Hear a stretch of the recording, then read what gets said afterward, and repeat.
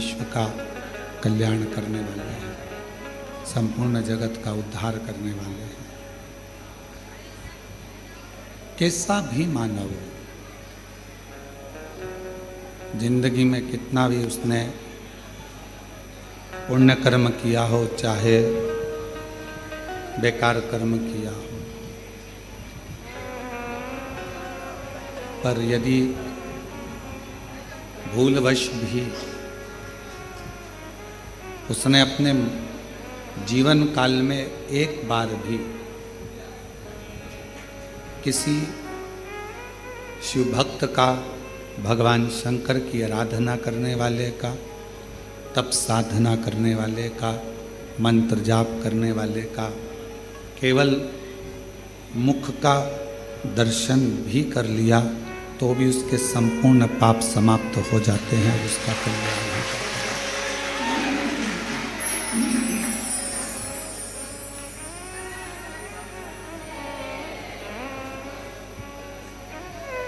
इसलिए संपूर्ण जगत में भगवान शंकर के नाम जाप की, भगवान शंकर के मंत्र जाप की, भगवान राम के नाम जाप की, भगवान कृष्ण के नाम जाप की बड़ी महत्वता।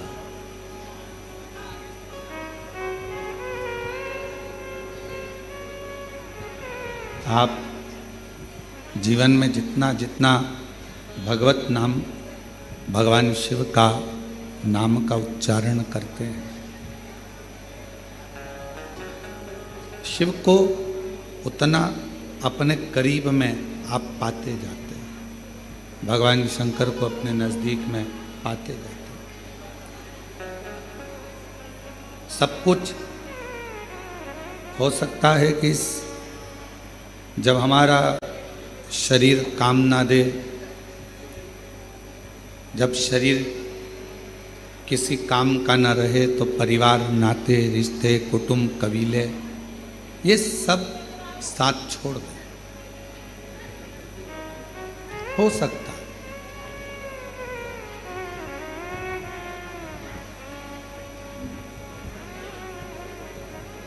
शरीर में अगर रोग आ जाता है, शरीर में अगर कष्ट आ जाता है, शरीर अगर कोई बड़ी बीमारी को अगर पकड़ लेता है, शरीर अगर किसी बीमारी से ग्रसित हो जाता है, तो हो सकता है कि कोई साथ दे ना दे, सब दूर हट जाते हैं, सब दूर चले जाते हैं।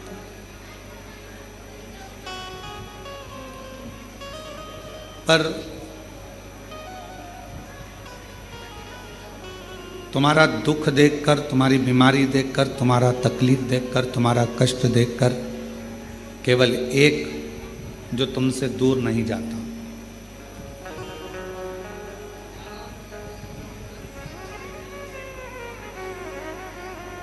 हम पहले भी कहे कि डॉक्टर शिव का एक रूप होता है, डॉक्टर भगवान शंकर का एक प्रतिबिंब स्वरूप होता है। परिवार वाले भले तुमको हाथ ना लगाएंगे, परिवार वाले भले तुमको ना छुएंगे, बीमारी में, रोग में भयंकर कोई तकलीफ आ जाए तो कोई तुमको छुएगा नहीं छुएगा, पर इतना जरूर है कि डॉक्टर तुमको छुएगा भी और तुम्हारा इलाज करेगा। क्यों? क्योंकि हम उसको शिव का एक स्वरूप मानते हैं, भगवान शंकर का एक प्रतिबिंब स्वरूप हम डॉक्टर को मानते हैं। अब जैसे डॉक्टर तुम्हारा रोग कैसा भी हो, तुम्हारी तकलीफ कैसी भी हो, तुम्हारा कष्ट कैसा भी हो, वो तुम्हें छूता है, तुम्हारा इलाज करता है, उसी तरह हमारा देव अधिदेव महादेव है भगवान शिव। नाते, रिश्ते, कुटुंब, कबीले, परिवार, ये सब साथ छोड़ देते हैं, पर अंत समय तक मेरा शंकर भगवान तुम्हारा साथ नहीं छोड़ता, तो तुम्हारे साथ अंत समय।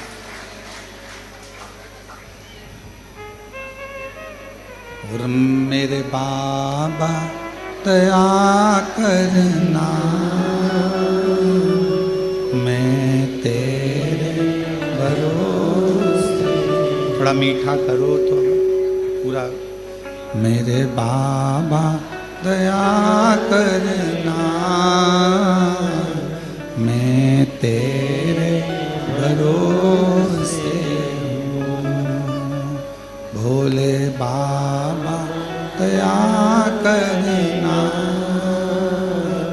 मैं तेरे भरोसे हूँ। ना घर के भरोसे हूँ, ना परिवार के भरोसे हूँ, ना घर के भरोसे हूँ, ना परिवार के भरोसे हूँ। मेरे बाबा दया करना, मैं तेरे भरोसे हूँ। भोले बाबा दया करना, मैं तेरे भरोसे हूँ। कोई आएगा नहीं आएगा, कोई साथ देगा नहीं देगा, कोई आपका आकर हाथ पकड़ेगा नहीं पकड़ेगा, कोई गारंटी नहीं है। पर एक है जो हाथ पकड़ने के बाद हाथ छोड़ता नहीं।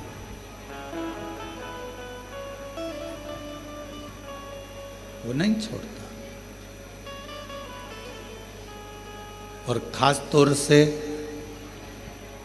शिव के मंदिर में जाकर जब अपना हाथ लोटा पकड़कर, एक लोटा जल पकड़कर जब आप अपने हाथ को आगे कर कर शिव जी को जल चढ़ाते हो ना, जो हाथ देवाधिदेव महादेव को जल चढ़ाने के लिए ऊपर की ओर आता है, उसको मेरा देवाधिदेव महादेव जिंदगी भर नहीं छोड़ता। उसको पकड़ कर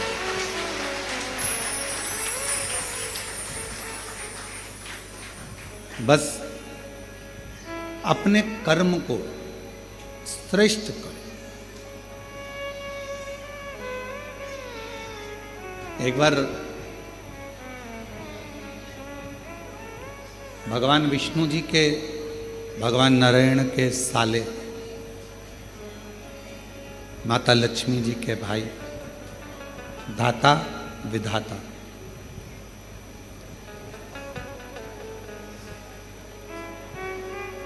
इन दोनों धाता विधाता के मन में एक बात आया कि सारे देवताओं में सर्वश्रेष्ठ जल्दी प्रसन्न होने वाला देव कौन सा?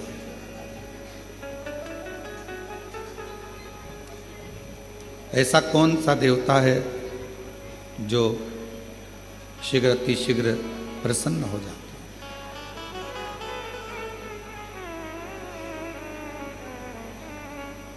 मन में भाव उत्पन्न हो गया। उस देवता का हम भी भजन करें, हम भी पूजन करें, हम भी स्मरण करें, आखिर वो देवता है कौन सा? और भगवान नारायण जी के, भगवान विष्णु के साले, माता लक्ष्मी जी के भाई दाता विधाता, ये पूछने के लिए, ये जानने के लिए कि 33 कोटि देवता में सबसे जल्दी प्रसन्न होने वाला देवता कौन सा, इसको जानने के लिए स्वयं दाता विधाता भगवान नारायण के पास पहुंच गए। लक्ष्मी जी ने देखा कि मेरे दोनों भाई आए हैं। दोनों भाई पहुंचे। आते से ही लक्ष्मी जी ने उनके लिए भोजन की तैयारी करी, बहुत सारा पकवान बनाया, बहुत सारा भोजन बनाया और दाता विधाता के लिए सुंदर चौकियां लगाई गई, चौरंग लगाए गए और उनको बिठाकर भोजन पवाने का व्यवस्था करा गया।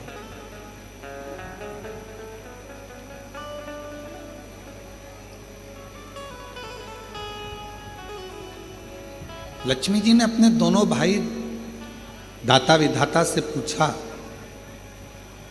आज बहुत समय के बाद आप लोग बैकुंठ आए, कैसे आना हुआ इस बैकुंठ की पवित्र धरा पर, क्यों आए?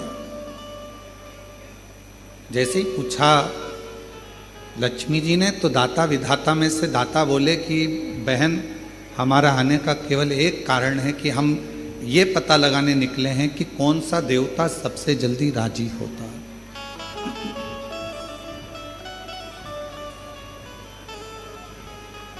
वो देवता है कौन सा जिसको कोई पूजन करे तो भी राजी है, पूजन ना करे तो भी राजी है, कोई जल चढ़ाए तो भी राजी है और जल ना चढ़ाए तो भी राजी है, कोई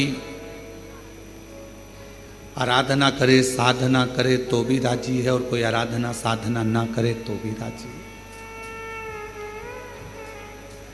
कोई उसका जप करे मंत्र जपे तो भी राजी है और मंत्र ना जपे तो भी राजी है कौन सा?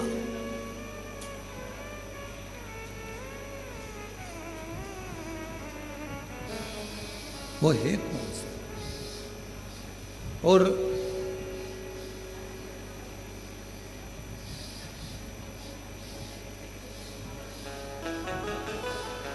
हमें उसे जानना है, आखिर वो देवता है कौन सा? भगवान नारायण तो उस समय पर नहीं थे, पर माता लक्ष्मी सुन रही थी और माता लक्ष्मी श्रवण करते करते करते करते माता लक्ष्मी जी के मन में भाव आया कि अब मैं क्या तुमको बताऊं, कौन हो सकता है, कौन होगा?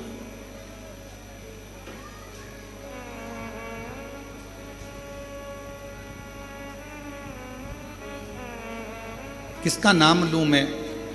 लक्ष्मी जी ने कहा कि अभी तो तुम भोजन प्रसाद ग्रहण करो, भोजन प्रसाद ग्रहण करने के बाद आप अपने जीजा जी से बात करना, बहनोई जी से बात करना, हो सकता है वो कुछ बताएं आपको।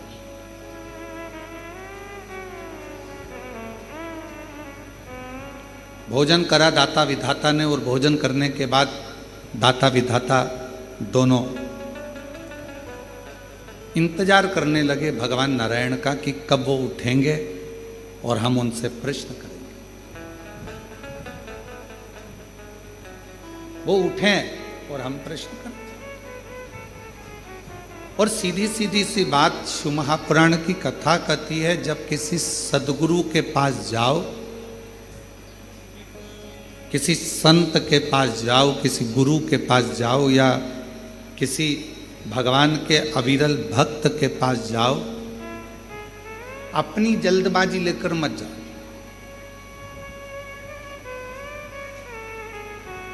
मुझे गुरु जी से मिलना है, संत से मिलना है, साधु से मिलना है, तपस्वी से मिलना है, भक्त से मिलना है, उस समय केवल तुम्हारे हृदय में एक मिलन की आस हो, शिव को पाने की आस हो, भगवान शंकर को प्राप्त करने की आस हो।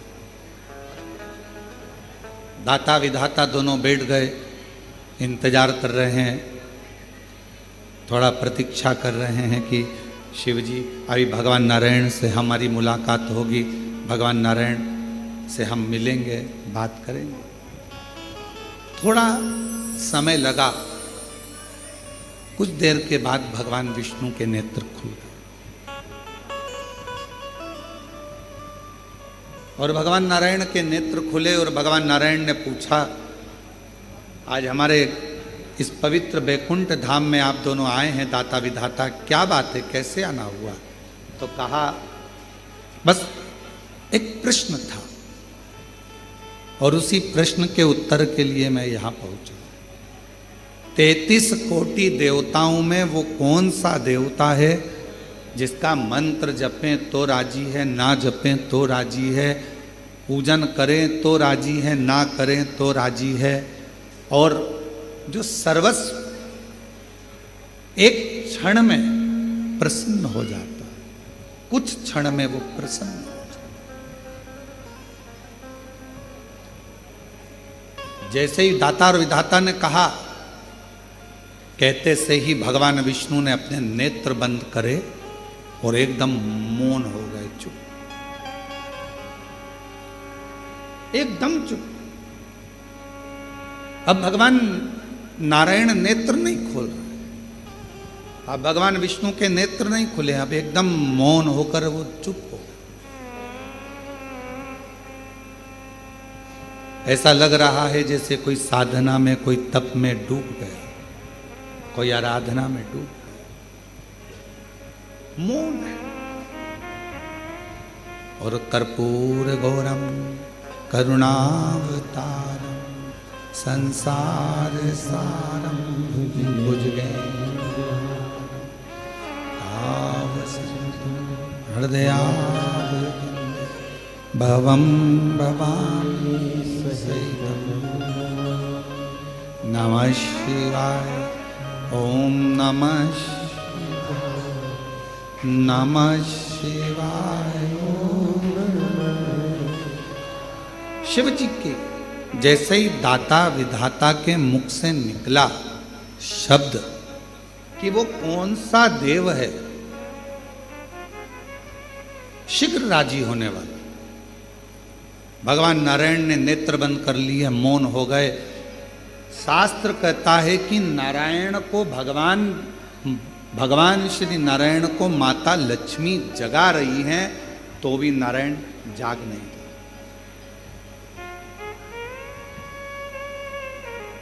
खूब जगाया, नहीं,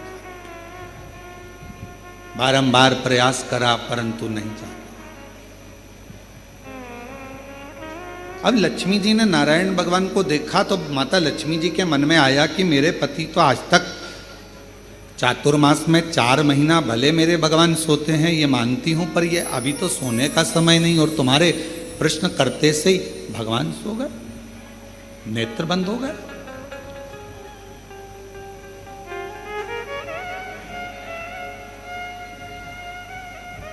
केवल प्रश्न करा आपने और भगवान विष्णु के नेत्र बंद हो गए, भगवान नारायण के नेत्र बंद हो गए। ये कैसे हो गया, क्या हो गया, ये समझ में नहीं आया। और शंभु शरणे पड़ी मांगू घड़ी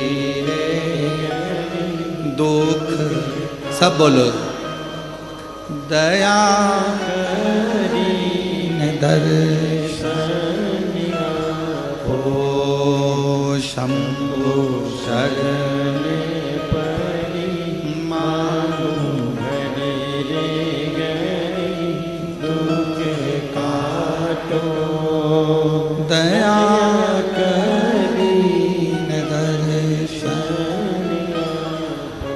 आखिर ऐसा प्रश्न में क्या है कि भगवान नेत्र बंद कर लिए, बोलने को तैयार नहीं है, मौन हो गए, डूब गए किसी मंत्र के अंदर। क्या लक्ष्मी जी ने अपने दोनों भाई के विनय करा, निवेदन करा कि मुझे बड़ा बुरा लग रहा है कि तुम्हारे जीजा जी ने जवाब नहीं दिया, तुम्हारे बहनोई जवाब नहीं दिए, इस बात का मुझे बुरा लग रहा है। पर मैं माता ब्रह्माणी जी से निवेदन करती हूं कि ब्रह्मा जी इसका जवाब दे दें। जाओ ब्रह्मदेव के पास पहुंचो, थोड़ा कथा पर ध्यान देना, बड़ी सुंदर कथा है। आज हरियाली अमावस्या की इस पवित्र आनंद में कुबेरेश्वर धाम की पवित्र धरा पर कावड़ मेले में ऑनलाइन शिव महापुराण की कथा आप सुन रहे हो अपने जीवन को धन्य बनाने के लिए। थोड़ा प्रेमवश इसको धारण करिएगा। बाबा ने अगर ऐसा मौका दिया है आपको, आप में से कई लोग तो ऐसे होंगे जिनको ये भी नहीं मालूम होगा कि धाम पर कथा हो रही है या होने वाली है। टिकट तुम्हारे पहले से हो गए थे और आप आए, कावड़ चढ़ाई और बाबा की कथा मिल गई, तो ये तो सोने पर सुहागा हो गया। ये तो शिव जी की बड़ी कृपा हो गई। बोल बम का नारा है, सारी समस्या का हल, श्री शिवाय।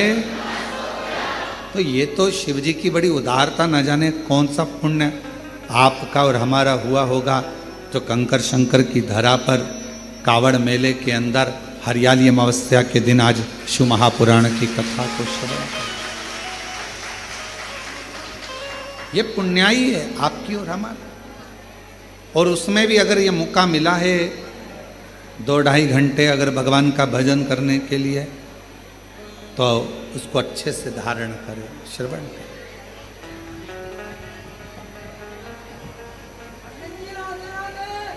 भगवान शिव,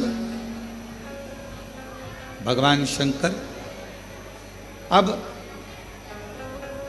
दाता विधाता से माता लक्ष्मी जी ने कहा,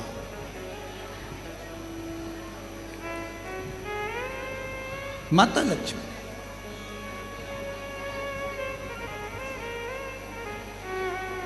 और लक्ष्मी जी कहीं, मैं माता ब्रह्माणी जी से कह देती हूं और ब्रह्माणी जी ब्रह्मा जी से कहकर आपको उत्तर दिलवा देंगी। वो तो सारे वेद ब्रह्मा जी के हस्त कमल में है, उनको सब मालूम। आप जाओ और जाकर उनसे निवेदन करो।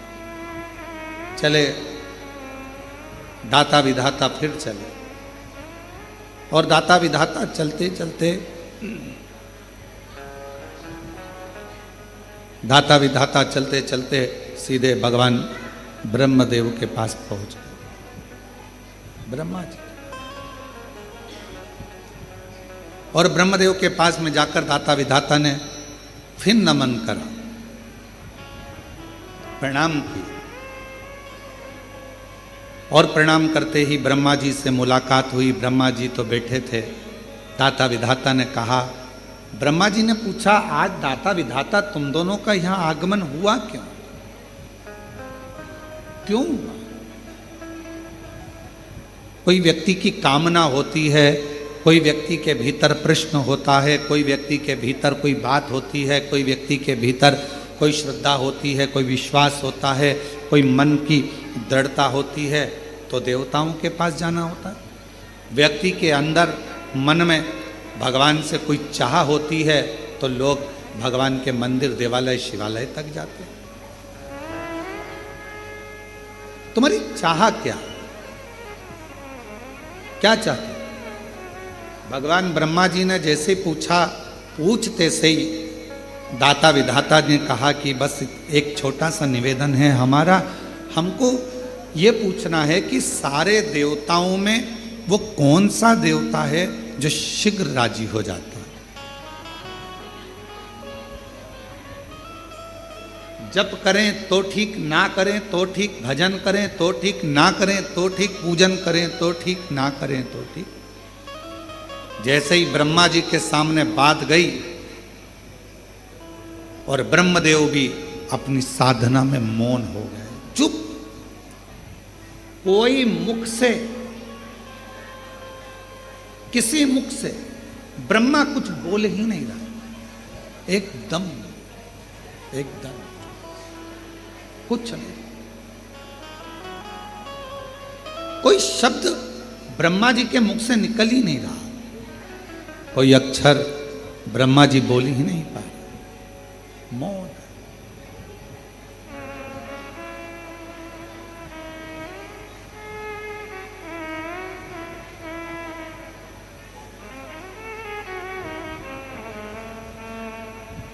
ब्रह्माणी जी के हाथ जोड़े दाता विधाता ने कि हमारी बहन ने भेजा था, कहा था कि यहाँ से उत्तर मिल जाएगा, पर उत्तर यहाँ भी नहीं मिल रहा।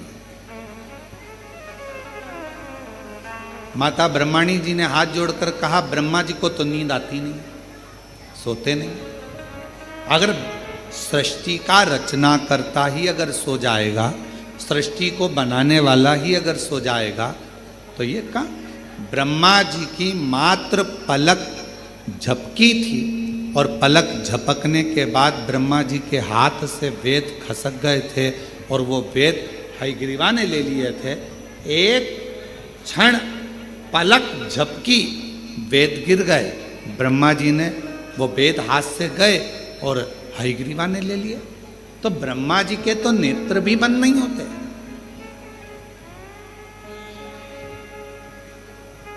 कई कल्प निकल जाते हैं तब ब्रह्मा जी की पलक झपकती है। कई कल्प निकल जाते हैं। तो हम तो ये भी नहीं कह सकते कि ब्रह्मा जी को निंद्रा आ गई है, ब्रह्मा जी सो गए। ब्रह्माणी जी कहती, हम जानते हैं कि ब्रह्मा जी किसी तप में, किसी साधना में खो गए। अब आप बताएं हम किसके पास जाएं? तो कहा अब एक ही है, देवादिदेव महादेव के पास चले जाओ। दाता विधाता जैसे ही देवादिदेव महादेव के पास पहुंचे,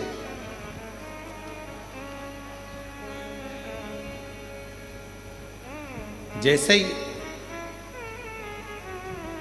देवादिदेव महादेव के पास में पहुंचे तो क्या देख रहे थे? देवादिदेव महादेव के पास पहुंचते से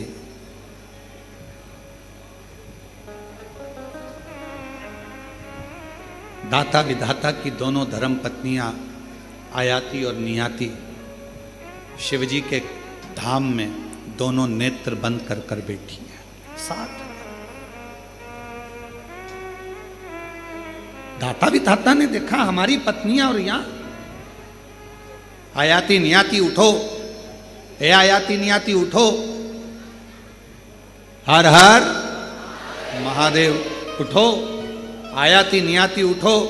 बार बार जगाया जा रहा है पर आयाती नियाती उठती नहीं, नेत्र नहीं खुले, उठी नहीं। और दाता विधाता आए भगवान शिव के धाम पर, कैलाश पर आते से ही दाता विधाता ने जैसे ही माँ अम्बा जगदम्बा माता पार्वती जी को प्रणाम किया, माँ जगतजननी ने उत्तर दिया, क्या चाहते हो? बस एक प्रश्न लेकर आए हैं कि 33 कोटि देवता में वो कौन सा देवता है जो जल्दी राजी हो जाता है? पार्वती जी ने कहा, एक काम करो, जहां पर तुम्हारी धर्म पत्नियां बैठी हैं वहीं तुम भी बैठ जाओ, थोड़ी देर बैठो, उत्तर मिल जाएगा। अगर किसी सदगुरु की शरण में गए हो, किसी गुरु के पास गए हो, तो वहां पर जो प्रश्न कर कर जा रहे हो वो प्रश्न कर कर जाओ, मुख से मत बोलो और उसके पास में जाकर बैठ जाओ। तुम्हारे अंदर जो प्रश्न चल रहा होगा, अगर सच्चा गुरु होगा तो तुमसे बैठे बैठे ही, तुम्हारे बोले बिगर ही तुम्हारे प्रश्न का उत्तर उस अपने आप दे देगा। कुछ नहीं कहना है, कुछ भी। हम तो बाबा के भरोसे चलते हैं, हम तो बाबा के भरोसे चलते हैं, ये दुनिया वाले जलते हैं, ये दुनिया वाले जलते हैं, हम तो बाबा के भरोसे चलते हैं, डमरू वाले के भरोसे चलते हैं, सीहोर वाले के भरोसे चलते हैं। अब सतगुरु के पास, सच्चे भक्त के पास, संत के पास अगर आप पहुँचे हो, आपको कुछ नहीं बोलना, जाकर बैठ जाना है। थोड़ा बहुत गुरु का दर्शन करते रहना। दर्शन करोगे, सत्संग सुनोगे, कथा सुनोगे, कहीं ना कहीं तुम्हारे प्रश्न का उत्तर उस पूरे सत्संग में, कथा में आपको प्राप्त हो जाएगा।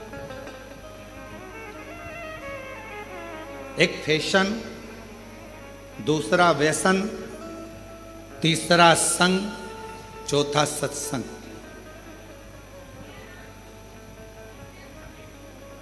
इन चारों का अलग अलग क्रम है। क्या क्या? जम के बोलो। पहला फैशन, दूसरा व्यसन, तीसरा संग और चौथा सत्संग। चारों का अलग अलग है। फैशन क्या करता है? आपको ऊपर से अच्छा करता है। कपड़े की डिजाइन चेंज हो गई, आप ऊपर से अच्छे लगोगे। बाल की डिजाइन चेंज हो गई, आप ऊपर से अच्छे लगोगे।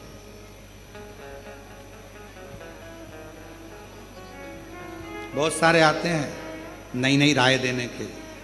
हमसे भी आकर जो मिलने आते हैं तो कई बार बहुत विद्वान भी आता।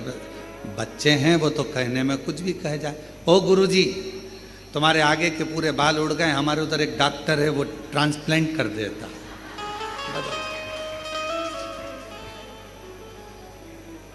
अब उसको बदल दो।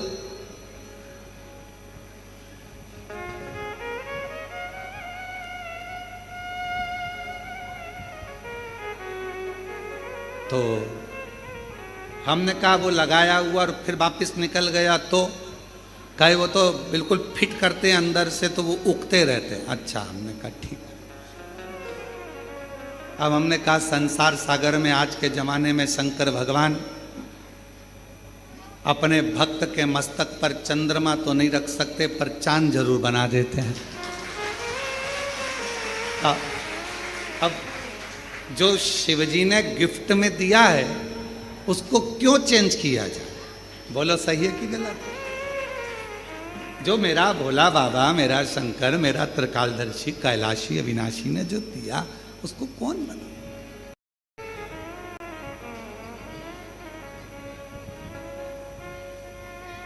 बहुत सारे मिलते हैं, बहुत, और नई नई डिजाइन के आते हैं। तो शिव महापुराण की कथा कर रही है कि पहले नंबर पर है, जम के बोलो, फैशन। फैशन क्या करेगा?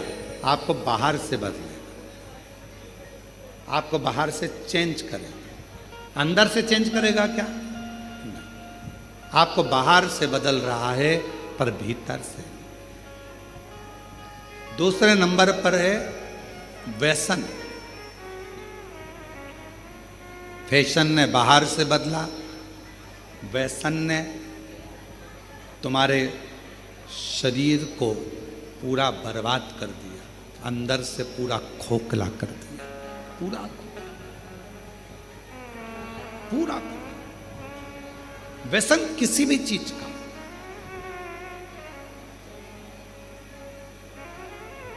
आज भारत की भूमि पर जगह जगह पर पुलिस प्रशासन नशा मुक्ति अभियान चला रही है और उसका एक ही कहना होता है कि आप नशे से दूर रहें, नशे से।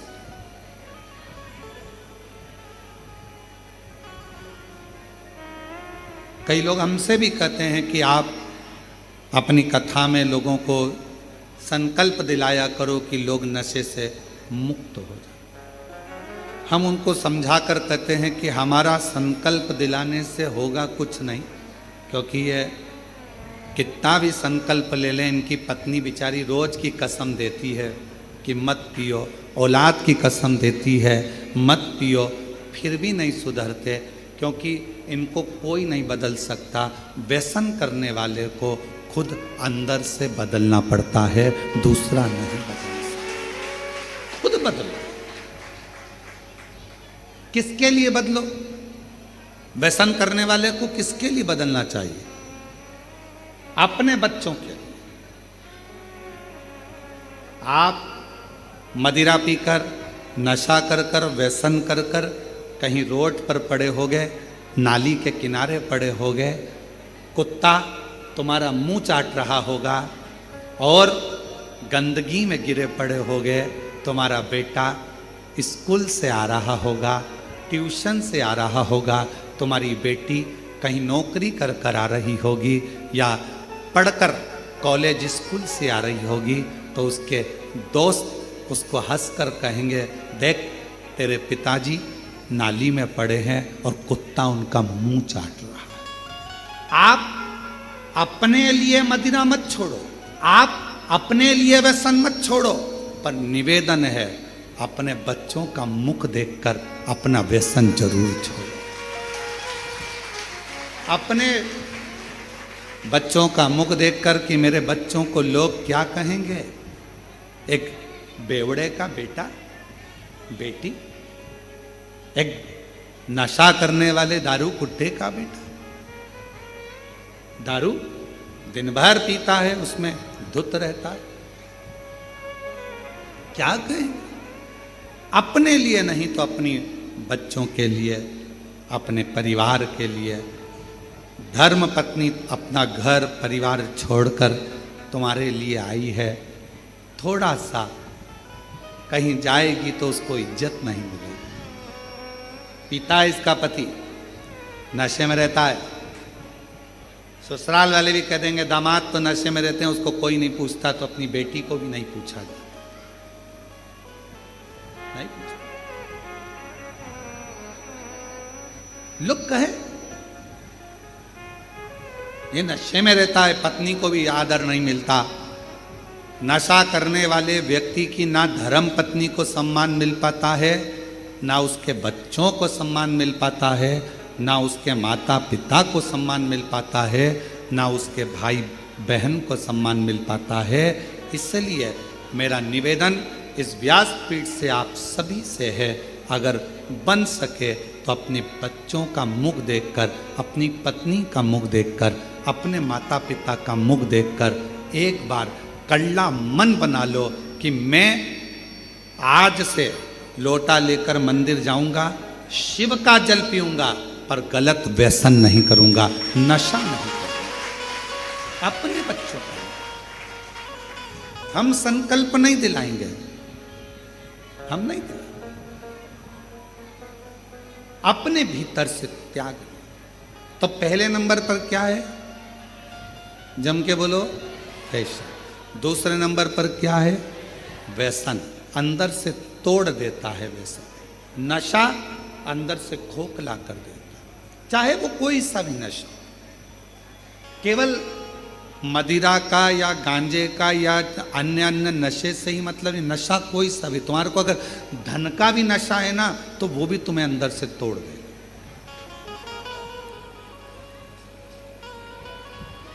वो भी अंदर से, ये श्रेष्ठ नहीं। शिव पुराण कहती है, भगवान शंकर की कथा कहती है, फैशन बाहर से बदलेगा, व्यसन अंदर से तुमको तोड़ देगा। और एक होता है संग, तीसरे नंबर पर आया है संग।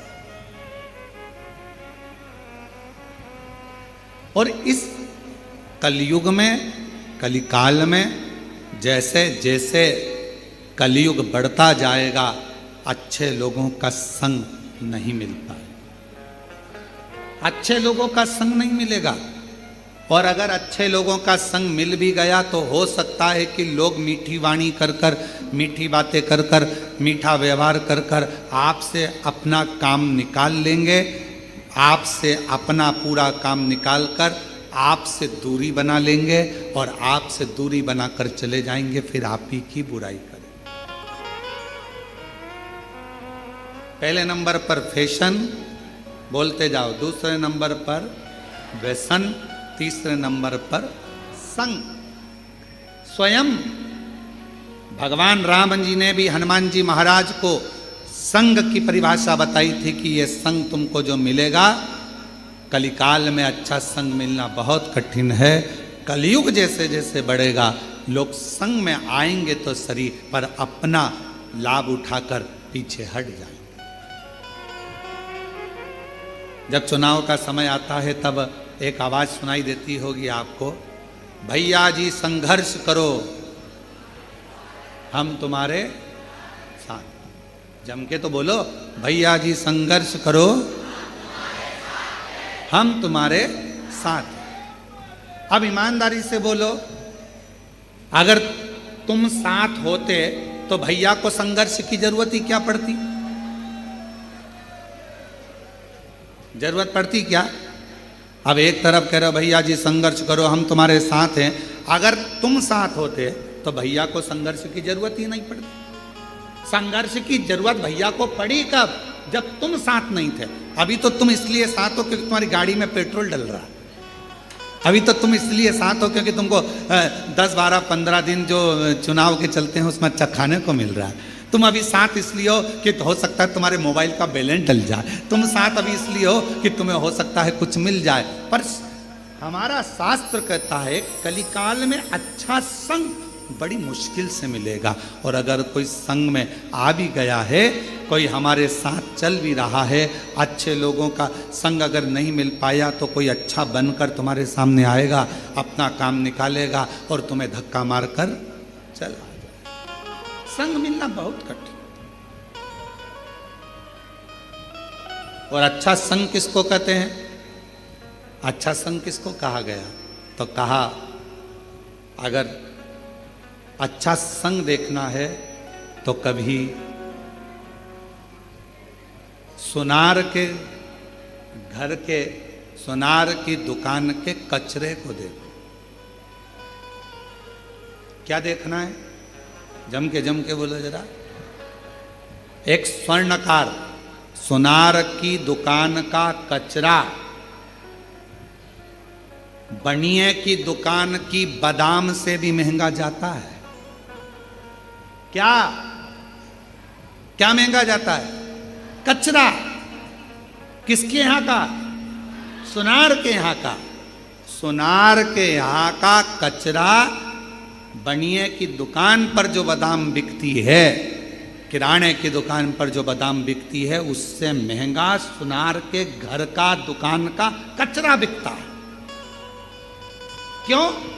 कचरा सुनार की दुकान का संग पकड़ लिया तो कचरा भी बादाम की कीमत से ज्यादा महंगा हो। बादाम की कीमत से ज्यादा।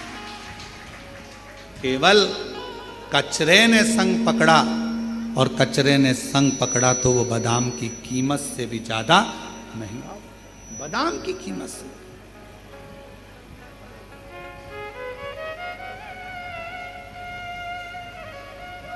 आप अच्छा संग करेंगे तो आपकी कीमत बढ़ेगी, अच्छा संग नहीं कर पाएंगे तो कहाँ कीमत।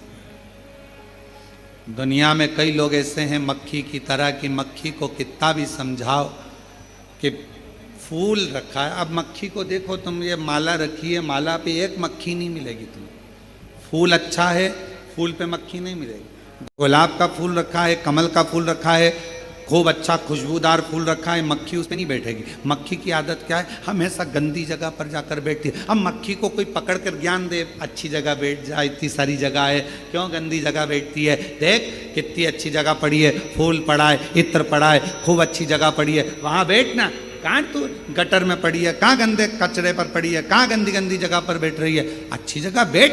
पर मक्खी जैसे संसार में ना जाने कितने लोग हैं जो दिन रात इनको समझाया जाता है, अच्छा देखो, अच्छा बोलो, अच्छा करो, अच्छा सुनो, पर फिर भी वो मक्खी की तरह होते हैं। ना वो अच्छा देख पाते हैं, ना अच्छा बोल पाते हैं, और ना अच्छा सुन पाते हैं। वो समझ ही नहीं पाते, उनको समझना मुश्किल। संग किसका? संग किसका? और शंभु शरणे मांगो दुख काटो दया दीन दर्शन आपो। शंभु शरणे मांगो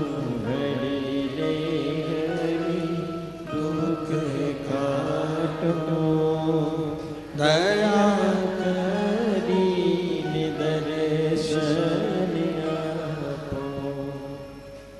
फैशन, व्यसन, संग, ये तीन, अच्छा संग मिल जाए जिंदगी में तो फिर कहीं पलट कर देखने की जरूरत नहीं पड़ती। अच्छा संग। और चौथे नंबर पर जो आया है उसका नाम है, जम के बोलो, सत्संग।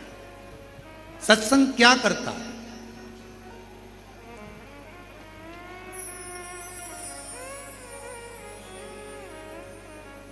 क्या करेगा सत्संग? सत्संग सबसे बड़ा काम करता है, जो तुम्हारा अहित चाहता है उसको दूर करता है। किसी ने कहा, शिव महापुराण की कथा हम सुनते हैं तो हमारे अपने ही हमको गाली देते हैं, हमारे अपने ही हमको अपशब्द कहते हैं। हम शिव जी के मंदिर जाते हैं तो हमारे अपने ही हमको आड़ा टेढ़ा कहते हैं। हम शंकर भगवान के मंदिर पहुंचते हैं तो लोग हमें ताना देते हैं, लोग हमें गाली देते हैं, अपशब्द कहते हैं। हम भगवान का मंत्र जाप करते हैं तो लोग ताना कहते हैं। हम भगवान के मंदिर जाते हैं तो लोग ताना देते हैं, अपशब्द कहते हैं, आड़ा टेढ़ा बोलते हैं। क्यों? किस लिए? क्या कारण है इसका? कारण तो कहा, भगवान देवाधिदेव महादेव अपना बनाने से पहले मेरे शंकर भगवान जब आपको अपना बनाते हैं उसके पहले जो आपसे ईर्ष्या रखने वाले हैं, केवल सामने मीठा बोलते हैं और बाद में आपको धक्का देने वाले हैं, मेरे शंकर भगवान सबसे पहले उनको आपसे दूर कर देते हैं।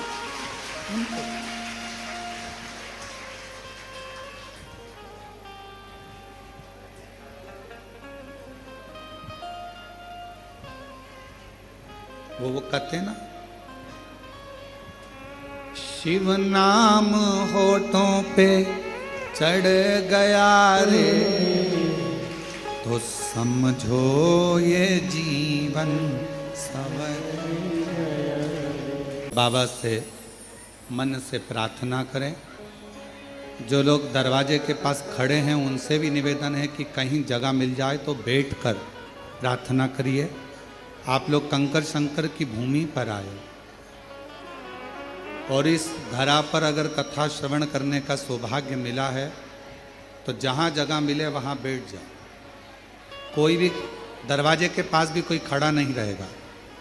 वहाँ पर जितने लोग बैठे हैं, अगर आपके पास कोई खड़ा है तो उसको नीचे बिठा दीजिए। जहाँ जगह मिले, नहीं तो पीछे जाकर जहाँ भी आपके पास जगह हो, कंकर शंकर की पूरी धरा पर माइक लगाए गए हैं, आवाज़ आ रही होगी आपको। आप लोग बैठकर प्रार्थना करिए। बड़े सौभाग्य से तो ये समय आप लोगों को मिला है बाबा को कहने का, बोलने का।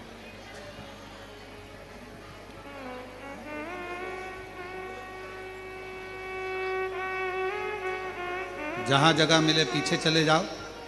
जो लोग खड़े हैं दरवाजे के पास उनको पीछे भेज दीजिए।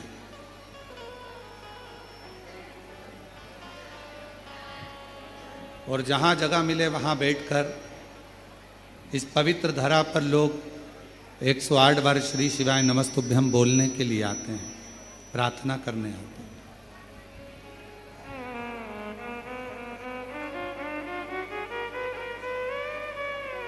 बड़े भाव से, हृदय से आज सुंदर हरियाली मावस का पवित्र आनंदमय पर्व, कुबेरेश्वर बाबा की पवित्र भूमि, ऑनलाइन शिव महापुराण की कथा, बाबा को अपने मन का भाव श्रावण के इस पवित्र कावड़ मेले में हृदय से प्रार्थना करें। सभी साथ में बोलेंगे, प्रार्थना करेंगे।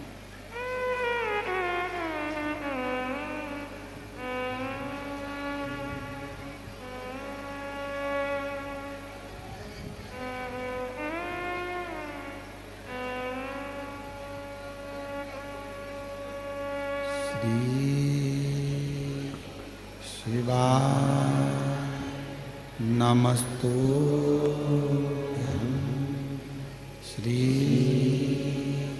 शिवाय नमस्तुभ्यं श्री शिवाय नमस्तुभ्यं श्री शिवाय नमस्तुभ्यं श्री शिवाय नमस्तुभ्यं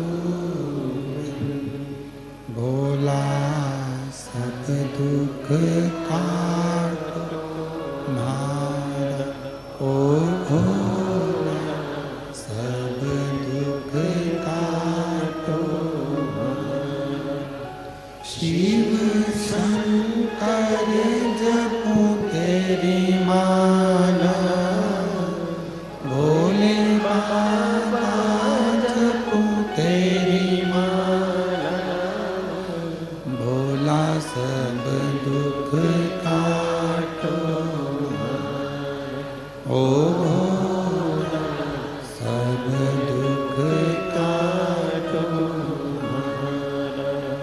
वेश मंगलकारी वेश मंगलकारी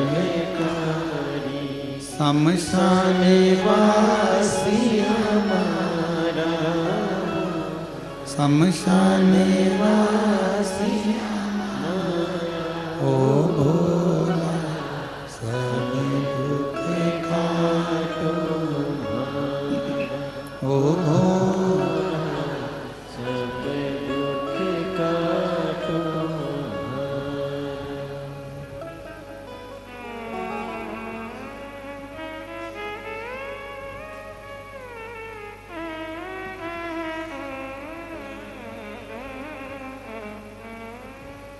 बाबा देवदत्त महादेव भगवान शिव ओगड़दानी त्रिकालदर्शी कैलाशी विनाशी भगवान शंकर संपूर्ण विश्व का कल्याण करने वाले बाबा देवदत्त महादेव की कथा करें। फैशन व्यसन संग और चौथे नंबर पर सत्संग। सत्संग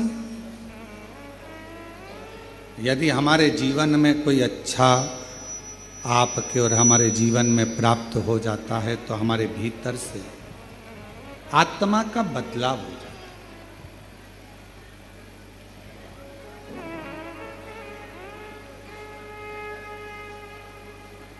एक शब्द आप लोगों ने सुना है कभी जीवन में, और ऐसा उम्मीद है कि सुना होगा, आत्मा परमात्मा। सुना है कि नहीं सुना? क्या कहते हैं? जम के बोलो जरा, आत्मा परमात्मा। कभी आपने विचार करा कि यह शब्द का संबोधन क्यों लिया जाता है? क्यों इन शब्दों का प्रयोग किया जाता है? किस लिए इन शब्दों का बोला जाता है? ये आत्मा और परमात्मा, फिर से बोलो एक बार, परमात्मा, ये दो शब्द हैं। शिव महापुराण की कथा कहती है आत्मा परमात्मा दो शब्द, और दोनों को समझें, दोनों को समझें। तुम्हारे शरीर में अगर दुख होगा, तुम्हारे शरीर में अगर कष्ट होगा, तुम्हारी पत्नी, तुम्हारा पति, तुम्हारा परिवार, ये सब तुम्हारे दुख को देख लेंगे, समझ लेंगे। जम के बोलो। शरीर में अगर दुख है तो परिवार वाले भी देखेंगे, पत्नी भी देखेगी, पति भी देखेगा, सब देखेंगे, सब देखेंगे। ये शरीर का दुख। और अगर तुम्हारी आत्मा में अगर दुख होगा तो पत्नी देखेगी, पति देखेगा, परिवार देखेगा? नहीं। आत्मा में अगर दुख है तो वो केवल एक परमात्मा ही देखता है। दूसरे दिन की कथा में गुप्ता जी दूसरे दिन की कथा में एक बात कही थी। हमने वर्णन किया था दूसरे दिन की कथा में कि ऊपर तुम्हारा नाम नहीं पहचाना जाता। आज माता जी नहीं आई हैं तो उनकी उपस्थिति आप दर्ज कर रहे हैं, उसके लिए साधुता है आपका बेटी। हम ऊपर आपका नाम किसी को नहीं मालूम कि कमलाबाई कौन है, बिमलेश कौन है, राम सिंह कौन है, भानु प्रताप कौन है। यह केवल नीचे चलता है, ये केवल नीचे चलता है। ऊपर फिर वही बात आ गई, शरीर का रोग, तकलीफ, बीमारी, दुख, ये सब पत्नी, पति, परिवार वाले देख लेंगे, जान लेंगे, समझ लेंगे। पर आत्मा, मेरे बाबा ऊपर तुम्हारा नाम नहीं चलता, ऊपर तुम्हारे नाम से कोई मतलब नहीं रहता। ऊपर तो केवल तुम्हारी आत्मा और उस परमात्मा का क्रम चलता है जो आपके भीतर की बातों को समझ। आत्मा परमात्मा। और मैंने तेरे ही भरोसे बाबा, तेरे ही भरोसे हवा बिच उड़ती जवानी बाबा डोरे तो छड़ी नाम कटी जवानी। भोले मैं तेरी पतंग, शंभो मैं तेरी पतंग, हवा बिच उड़ती जवानी बाबा डोर तो छड़ी नाम कटी। ऊपर तुम्हारा नाम नहीं चलेगा, ये आत्मा का दर्द परमात्मा समझता है।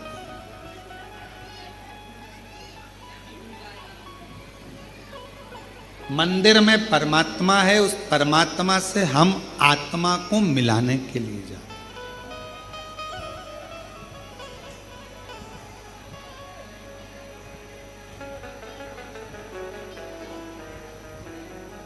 परमात्मा क्यों? शरीर का दुख, शरीर का रोग, शरीर की तकलीफ, शरीर का कष्ट कोई भी समझ सकता है, पर आत्मा का दर्द, आत्मा की तकलीफ, आत्मा का दुख तो केवल परमात्मा समझ सकता। आप क्यों आए हो कुबरेश्वर धाम पर? किस लिए आए हो? यहाँ आने का कारण क्या है तुम्हारा? आपने